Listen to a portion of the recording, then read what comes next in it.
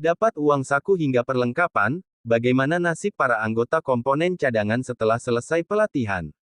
Setiap warga negara yang mendaftar menjadi calon komponen cadangan harus memenuhi persyaratan sebagai berikut. 1. Beriman dan bertakwa kepada Tuhan Yang Maha Esa.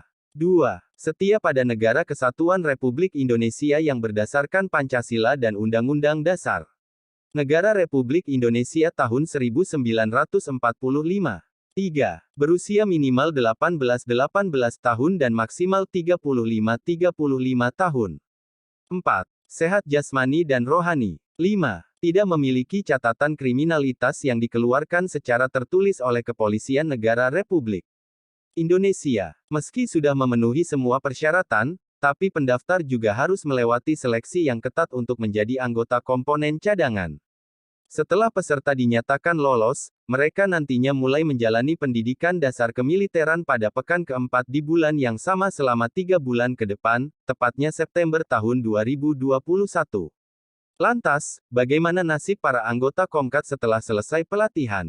Mereka bisa kembali ke profesi awalnya, sebagai warga sipil. TNI akan memanggil untuk melakukan penyegaran atau pelatihan kembali minimal selama 12 hari dalam setahun, untuk memastikan kemampuan anggota Komkat tetap terjaga.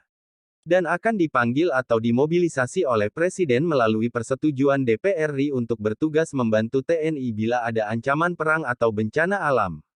Para anggota komponen cadangan Kementerian Pertahanan Kemenhan akan mendapat sejumlah keuntungan. Seperti dijelaskan dalam Undang-Undang Nomor 23 Tahun 2019 tentang Pengelolaan Sumber Daya Nasional. Keuntungan tersebut meliputi uang saku, perlengkapan perorangan lapangan, perawatan kesehatan, serta perlindungan jaminan kecelakaan kerja dan jaminan kematian selama mengikuti pelatihan dasar kemiliteran.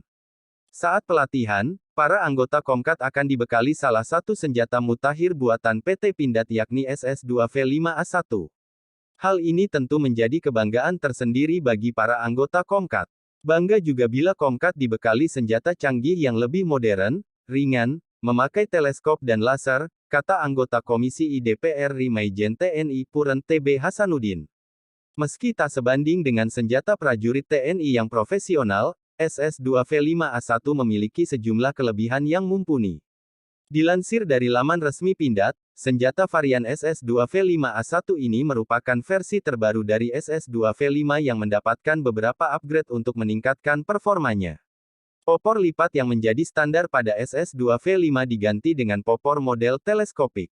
Pada bagian hangwood, disematkan rail di bagian kiri, kanan, atas, dan bawah untuk memasang aksesoris misalnya seperti laser point maupun senter.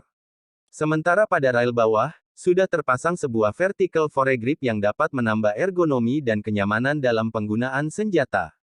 Selain itu, pisir model carry handle diganti dengan model lipat pada rail. Pisir dan pijera ini dapat diganti dengan berbagai jenis teleskop yang dipasang pada rail senjata.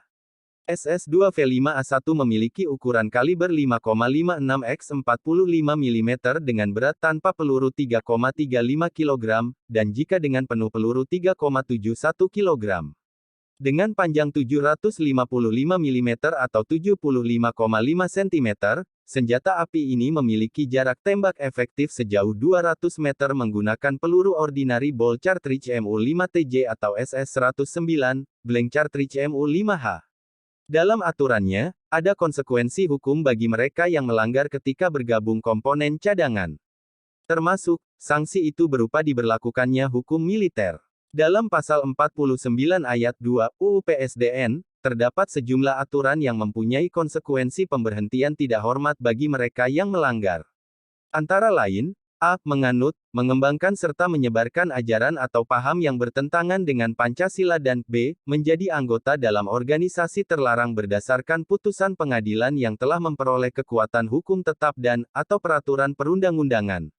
Kemudian C. Melakukan tindakan yang dapat mengancam atau membahayakan keamanan dan keselamatan negara dan bangsa.